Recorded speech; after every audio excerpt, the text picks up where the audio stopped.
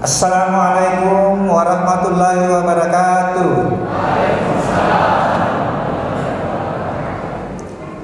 Alhamdulillah, alhamdulillahillazi khalaqasy syamsa wal qamara husbana, allazi ja'ala syahrul ramadan unsila fihi al-Qur'an hudal linnas wa bayyinatin minal huda wal furqan. Asyhadu an la ilaha illallah wahdahu la syarikalah wa asyhadu anna Muhammadan abduhu wa rasuluhu la nabiyya ba'da. Hadirin sidang jemaah Isya yang insyaallah dilanjutkan tarawih. Puji dan syukur senantiasa kita panjatkan kehadirat Allah, Tuhan yang telah menjadikan langit dan bumi, menjadikan matahari dan bulan sebagai alat perhitungan waktu, menjadikan bulan suci Ramadan yang bulan penuh berkah di mana diturunkannya Al-Quran sebagai hudan, sebagai petunjuk kehidupan, sebagai silmi kafah yang bisa mengantar kita pada menuju pada keselamatan aslam. Salawat dan taslim kita haturkan kepada Nabiullah Muhammad sallallahu alaihi wasallam, Nabi yang seluruh umat Islam sudah pernah bersyahadat dalam lisan sebagai tanda legitimasi keislaman yang harus dibuktikan dalam kehidupan ini, menjadikan Rasulullah sebagai suri teladan, sebagai contoh baik di dalam melakoni peran kehambaan Abdullah yang berimplikasi pada amalan-amalan ritual. Betapa mulianya salat jamaah, betapa pahalanya salat di awal waktu,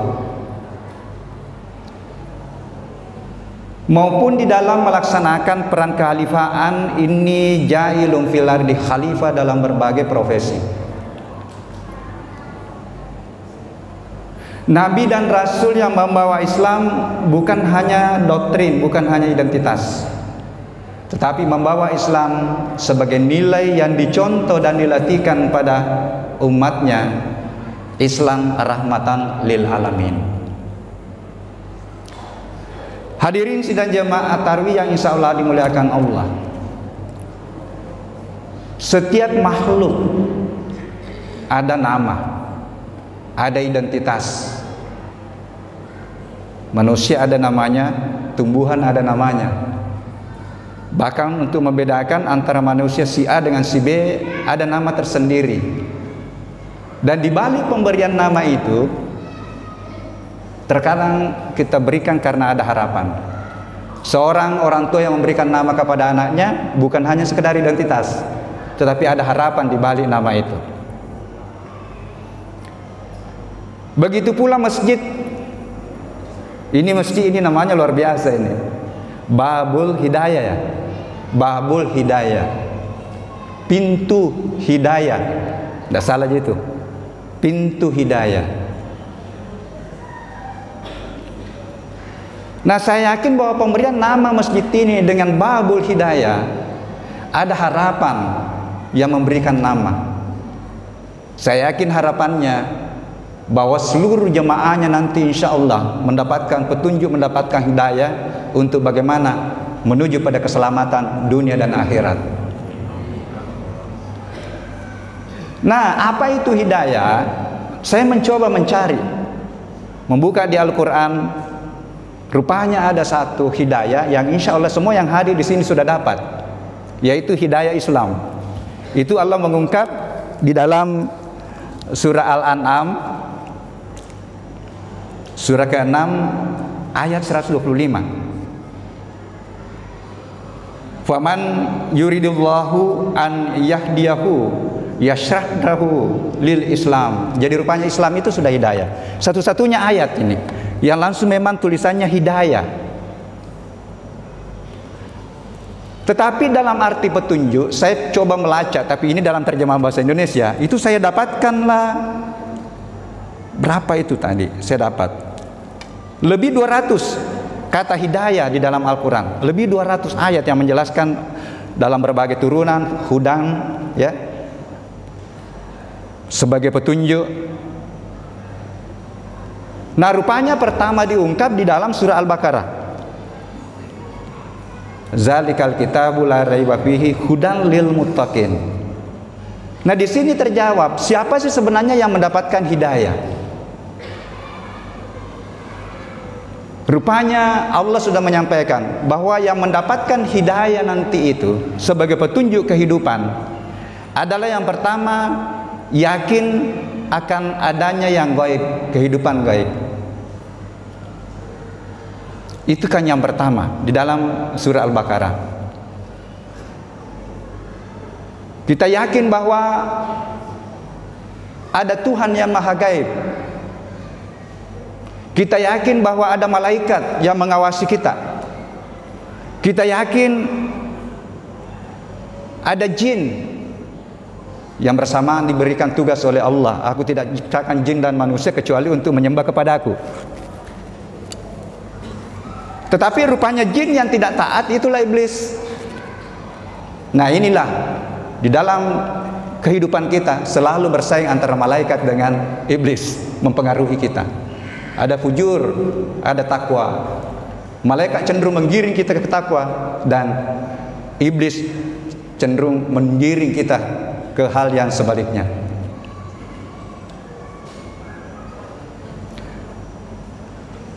Kemudian yang kedua, yang akan mendapat hidayah, yakin bahwa ada hari akhirat. Karena kalau kita tidak hakul yakin dengan adanya hari akhirat, kita tidak akan serius di dalam melakoni hidup ini, melaksanakan ibadah-ibadah ritual. Nah, inilah terkadang yang diyakini atau dipercayai oleh orang yang tidak beragama. Wah, tidak ada gitu, kalau sudah meninggal sudah begitu. Kalau kita harus yakin, siapa yang menginformasikan? Tuhan juga yang menginformasikan bahwa kehidupan dunia itu hanya sebentar. Kaifa takfuruna billahi wa kuntum amwatan fa ahyaakum summa yumitukum summa yuhyikum summa ilaihi turja'un. Ketahuilah bahwa pada awalnya ini kita tiada, setelah itu kita hidup, mulai dari rahim diproses 9 bulan 10 hari, dan sudah bersaksi di dalam rahim itu, sudah mengaku di hadapan Allah, alastu birabbikum qalu bala syahidna. Kita semua sudah pernah kenal Tuhan, kita sudah pernah bersaksi di hadapan Tuhan. Kemudian kita keluar dari rahim, menggenggam syahadat, melanjutkan perjalanan syahadat kita dengan melengkapi syahadat Rasulullah. Kita komitmen akan menjadikan Rasulullah sebagai contoh. Kita yakin ada alam barzah yang kita tidak tahu nanti berapa lama nanti kita menunggu di sana, dan kapan kita pindah ke alam barzah. Ini menjadi renungan bagi kita, karena iro lino lepok lepang kami bawang sebentar jelino ini, dan yang sangat menentukan perjalanan hidup kita nanti di alam berikutnya. Apakah itu alam barzah, kemudian berikutnya alam kebangkitan, dan kita nanti menunggu keputusan di sana hanya dua, kiri atau kanan. Apakah kita menerima buku catatan amal kita dengan tangan kanan atau tangan kiri?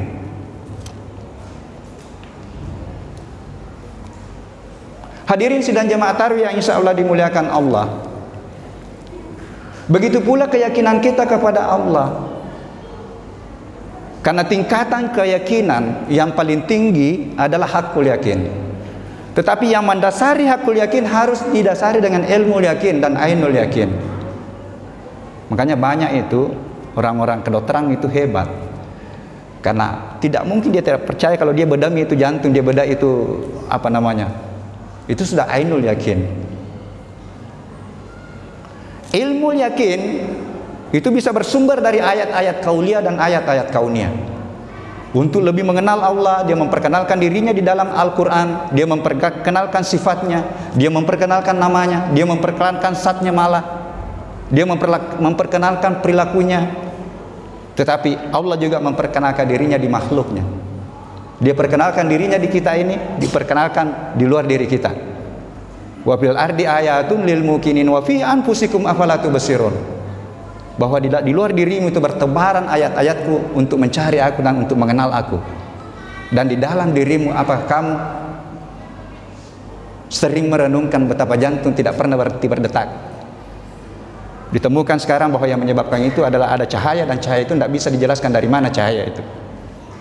Kalau kita kaji Pak, itu sel itu di dalam tubuh itu tambah masuk ke dalam, tambah ditemukanlah rahasia Allah di balik sel.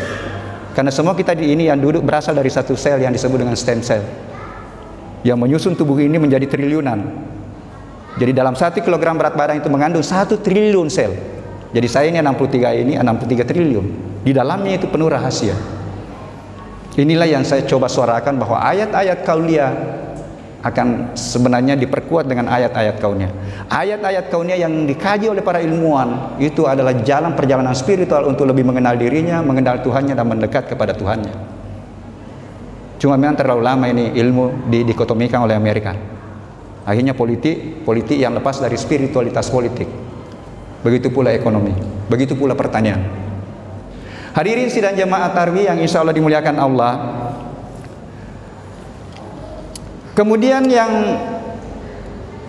berikutnya yang akan mendapatkan hidayah adalah sudah dilanjutkan di situ, melaksanakan, mendirikan sholat yang paket dengan menunaikan zakat, infak. Ini saya mohon maaf, ini semua ibadah-ibadah ritual itu kan ujung-ujungnya pada perubahan perilaku. Sehingga saya katakan begini, pahala dari amalan-amalan ritual itu bisa nyata. Nyatanya di perubahan perilaku. Salat mencegah perbuatan keji dan mungkar, tanha anil fahsya'i wal munkar. Nah sekarang pertanyaannya, kenapa yang melakukan pelanggaran-pelanggaran, yang melakukan korupsi, yang merusak alam semesta ini yang sudah luar biasa sekarang. Jadi sekarang itu Pak, tidak usah itu kita bertanya, kenapa ini banyak sekali bencana datang? Kenapa terjadi pemanasan bumi? Kenapa? Karena tanaman yang memperbaiki itu, yang menjadi bagian dari siklus air, menormalkan hujan, itu sudah dihabisi oleh manusia. Data terakhir yang saya baca ini beberapa tahun, tinggal 40% hutan di Indonesia. Padahal hutan, tanaman itulah sebenarnya yang mencegah pemanasan global. Kenapa? Dia mengikat karbon namanya. Dia sebagai sin karbon. Nah ini lepas ke atmosfer. Awal penciptaan alam semesta ini hanya 0,03% CO2 di udara di sekitar sini. 100 tahun terakhir ini sudah terdeteksi itu meningkat. Meningkat itu menyebabkan terjadi pemanasan global. Makanya terkenal itu greenhouse effect. Kenapa ini karbon ini lepas ke atas, membatasi pendinginan bumi. Jadi kalau turun itu sinar matahari tidak bisa lagi naik, dia dihalangi oleh karbon dioksida dan dihalangi oleh apa yang disebut dengan metan. Akhirnya terjadilah pemanasan karena tidak bisa dingin ini bumi, terhalang dengan karbon. Sama dengan kalau kita parkir mobil di bawah sinar matahari Pak, begitu ceritanya itu. Lama-kelamaan akan panas karena sinar matahari itu tembus, kemudian tidak bisa lagi keluar karena berubah namanya gelombang panjang. Kalau gelombang panjang itu dari cahaya itu tidak bisa keluar lagi, berputar begitulah bumi ini. Apa yang terjadi? Es di daerah kutub sana sudah mulai mencair. Karena awalnya Allah menciptakan itu seimbang betul semua. Mencair es, coba. Sekarang muka air laut sudah naik itu. Jadi ada kemungkinan, saya mudah-mudahan tidak keliru, bahwa cepat lambatnya kiamat itu betul akibat dari ketidakseimbangan alam, akibat ulangnya manusia. Ini juga ayat Saharal fasadu bil barri wal bahri bima kasabat aydin nas liusikahum ba'dal ladzi amilu la'allahum yarji'un. Pasti aku akan tunjukkan akibat dari ulama. Saya perluas ulah itu, bukan hanya yang menebang hutan langsung. Ulah bisa berarti kebijakan pemerintah yang tidak berpihak pada kelestarian alam. Ulah bisa berarti teknologi yang dihasilkan oleh para ilmuwan yang tidak berpihak pada alam. Padahal Allah sudah menyampaikan, silakan kembangkan ilmu, silakan cari rezeki, tapi jangan berbuat kerusakan. Kulu washrabu min rizqillah wa la ta'sau fil ardi mufsidin. Ada semua ayatnya dalam Al-Qur'an. Jadi 3, pemerintah juga kalau dia tidak memihak pada kelestarian alam itu juga yang menyebabkan ulah. Mohon maaf, ini corona boleh jadi juga terjadi karena akibat dari kerusakan lingkungan. Kan konon kabarnya itu kan habitat aslinya di hewan. Mungkin habitatnya hewan diganggu akhirnya. Wallahu alam. Nah, yang kedua saya bilang boleh jadi musibah-musibah yang nampak belum mampu menggetarkan jiwanya untuk kembali, orang untuk kembali bertobat. Lahirnya yang tidak nampak. Hadirin sidang jamaah tarawih yang insya Allah dimuliakan Allah, karena ini sekarang serba dibatasi ya.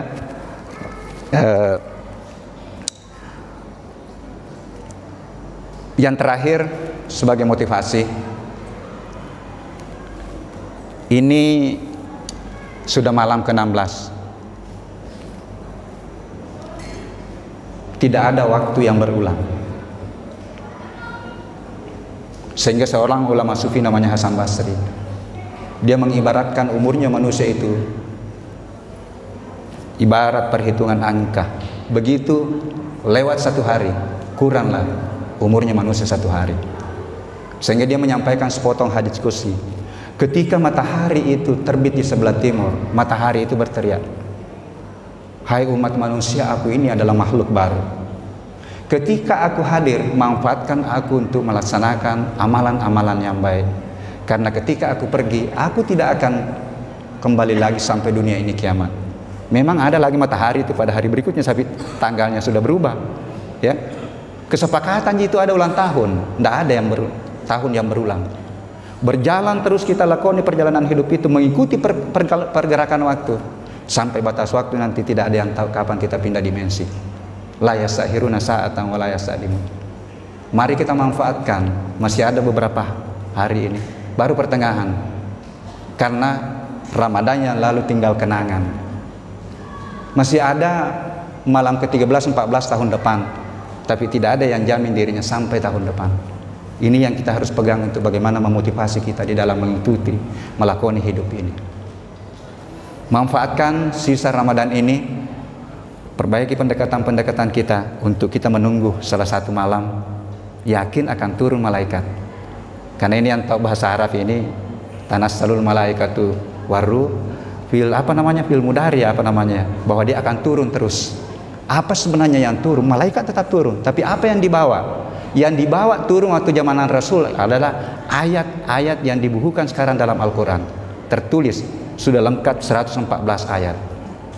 Apalagi yang turun, Al-Quran itu mengandung hikmah, kitabun wal hikmah. Inilah sebenarnya yang kita perebutkan untuk bagaimana nanti kita dipilih orang yang berhasil mensucikan jiwanya, karena hikmah Al-Quran tidak akan masuk kepada jiwa yang kotor.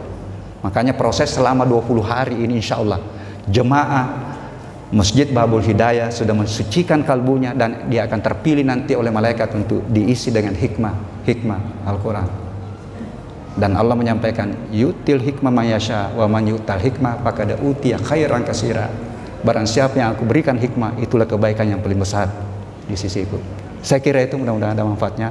Mari kita optimalkan sisa bulan suci Ramadan ini untuk kita melakukan pendekatan-pendekatan untuk mengantar kita menggenggam ketakwaan sebagai tiket untuk selamat dunia akhirat.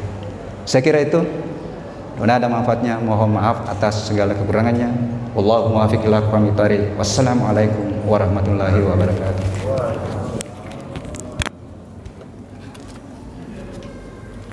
Lampi-lampi